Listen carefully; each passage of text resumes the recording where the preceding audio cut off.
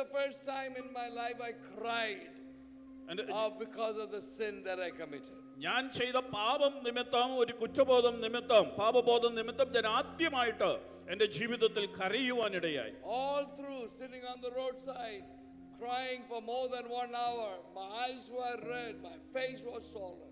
ആ തെരുവിന്റെ ഓരത്തിൽ ഇരുന്നു കൊണ്ട് ആ ഒരു സമയം മുഴുവൻ ഏകദേശം 1 മണിക്കൂറോളം ഞാൻ കരയുകയും എൻ്റെ കണ്ണുകൾ കലങ്ങി ചുമന്നിരിക്കുകയും എൻ്റെ മുഖമെല്ലാം വീർത്ത് വരികയും ചെയ്തു. I came back home. ഞാൻ വീട്ടിൽ മടങ്ങി വന്നു. I knocked at the door. വാതിലിൽ മുട്ടി. My mother opened the door. എൻ്റെ അമ്മയാണ് വാതിൽ തുറന്നത്. She looked at me and I don't know what she thought. She pulled me inside and shut the door and she asked me, "Did you kill somebody?"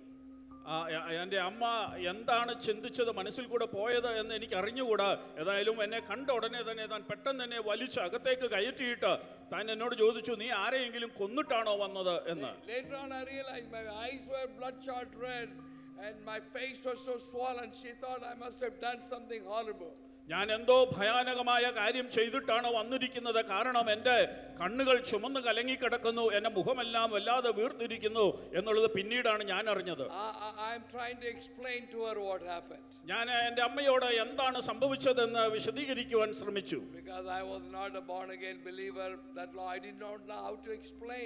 How Jesus came into my heart. യേശു എൻ്റെ ഹൃദയത്തിലേക്ക് എങ്ങനെ വന്നു എന്നുള്ളതും വീണ്ടും ജനനത്തിന്റെ അനുഭവം എന്താണെന്നും എനിക്ക് അറിയാൻ വയ്യാത്തതുകൊണ്ട് എനിക്കത് പറഞ്ഞു കൊടുക്കുവാൻ വലിയ ബുദ്ധിമുട്ടുണ്ടായി. And in the way that I knew, I said, "Mom, no, nothing. I've not done anything wrong."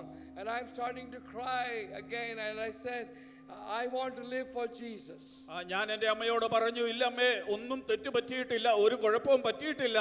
ഞാൻ എൻ്റെ ജീവിതം ഞാൻ യേശുവിന് വേണ്ടി സമർപ്പിച്ചു. എനിക്ക് ഇനി യേശുവിന് വേണ്ടി ജീവിക്കണം."